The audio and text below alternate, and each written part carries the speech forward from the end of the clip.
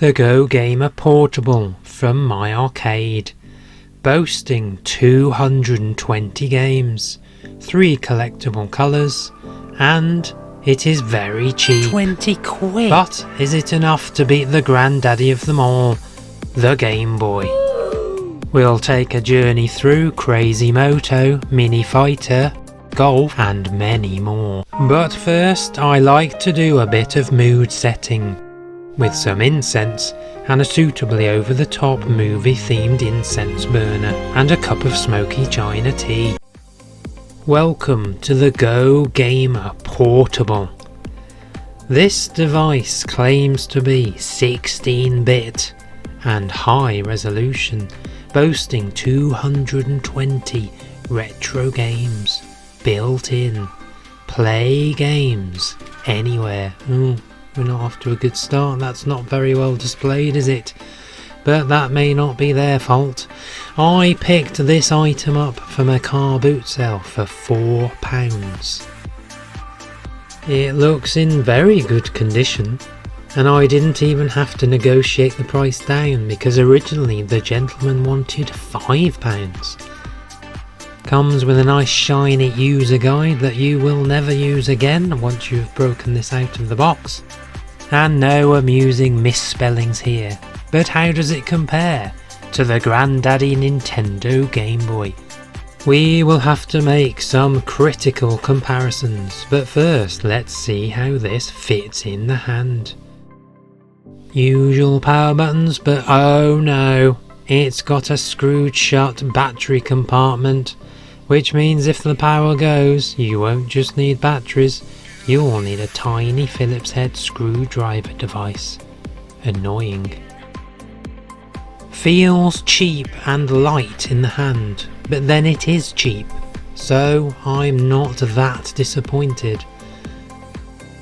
It's got a speaker, but you can also plug your headphones in for enjoyment. And how does it compare to the Game Boy? A lot smaller, as you would like to expect, considering the Game Boy is now very old and technology has moved on. But just look at how thin this device is. I'm very excited. And you might be thinking, how does it stack up to the Game Boy Color? Well, it is even smaller than the Game Boy Color. This is getting incredibly exciting. And how do all three stack up? Well, here we go. Look at that.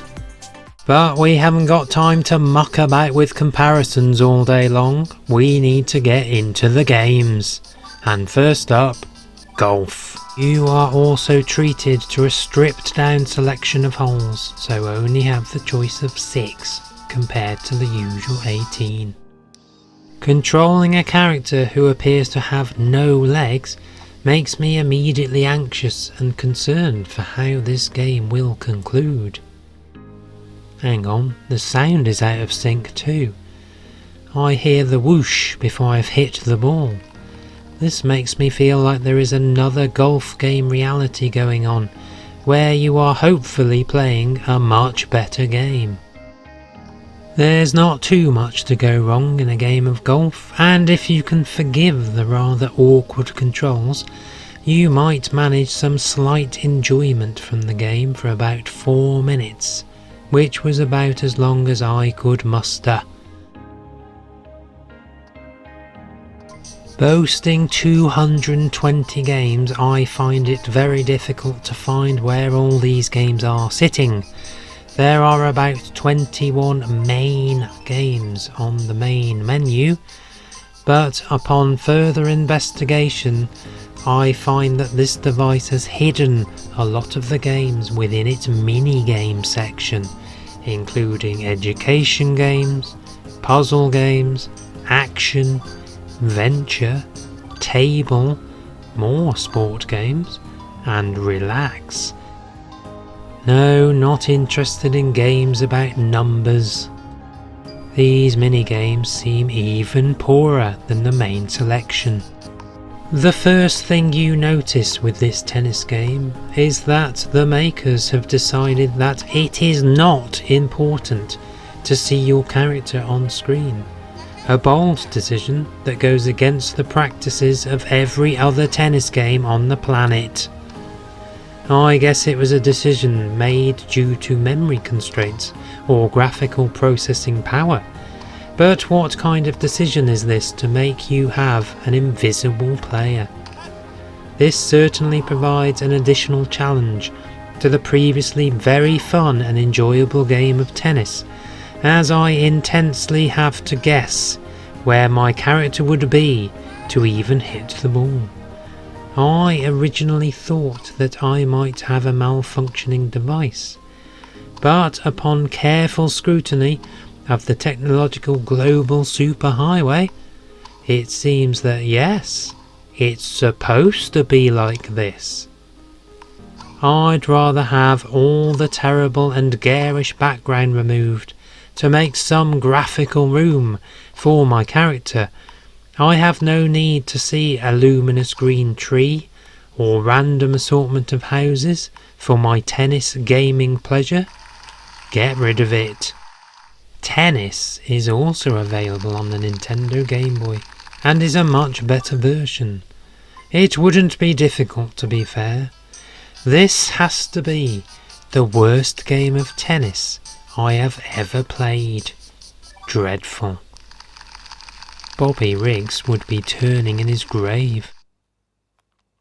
I mean, seriously, what on earth is this game about?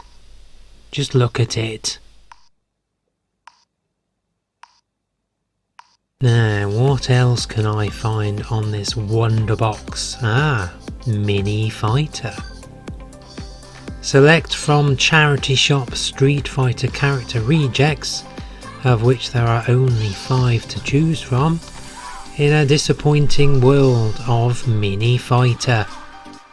I've gone for Eric, a small jacketed man with bright blue hair. Well, we're straight into the action and already greeted with an unbelievable amount of slowdown. Punches connect with your opponent about 2 days later. I wasn't expecting much considering the price of this handheld device, but this seems to be an irritatingly slow journey into a rather distressing outcome. A cheap knockoff of Street Fighter, and not even so bad it's good. Not sure how much longer I can keep this up. This is getting very upsetting. I always liked visiting bowling alleys for 2 reasons. 1, I like bowling, and 2, you had an opportunity to play the latest arcade machines. Does what it says on the tin really with this game.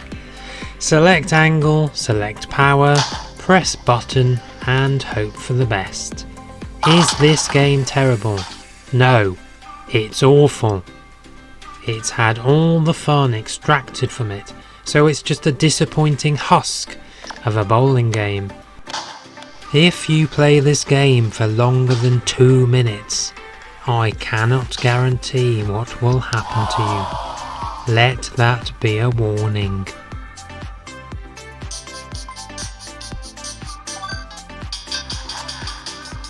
It would be unfair to draw comparisons of this to such favourites as the Mario Kart series of games, but I still would be expecting a modicum of fun and happiness when choosing the imaginatively titled Racing.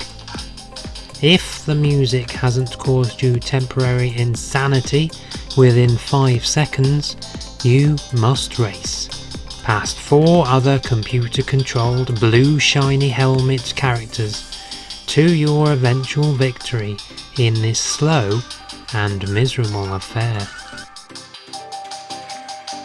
And what on earth is going on with this music? I'm having some real trouble with this.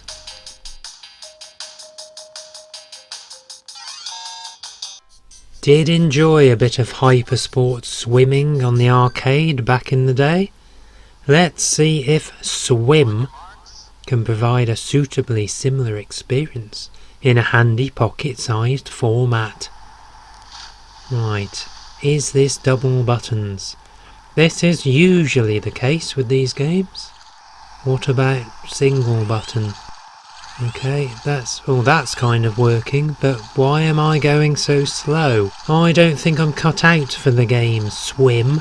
I think I will leave this game before my brain starts to turn into melted cheese. And what is it with that constant background sound? I assume it's supposed to be an accurate rendition of an enthusiastic observing crowd, but I can tell you it's not that. However, it is more like an accurate rendition of putting a large selection of crisps in a washing machine.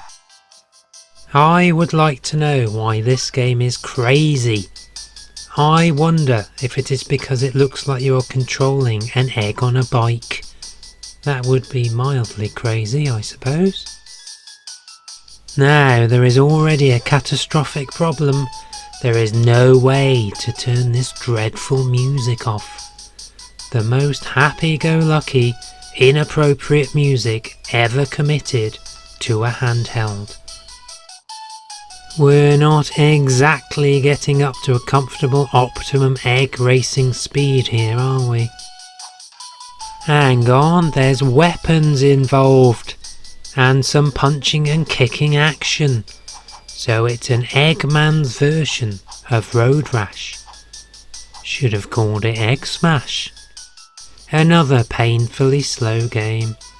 Slow reaction times, and as much fun as saying the word egg in front of a large mirror for approximately 568 times.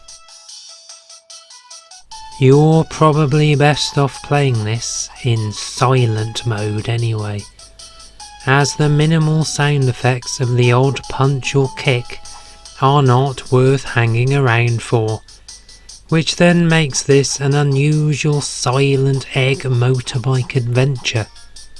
Crazy, eh? Or Crazy Egg. Oh, so that's why it's called Crazy Moto. That makes much more sense now. The best features of this device are the glowing red buttons. That tells you all you need to know. It might suit the younger casual player to pass the time for about 4 minutes, but would give someone completely the wrong impression of retro gaming. But if you're happy spending the equivalent of a couple of Wetherspoons meals on this device, to experience invisible tennis, driving eggs on bikes, and legless golf, then this device is for you.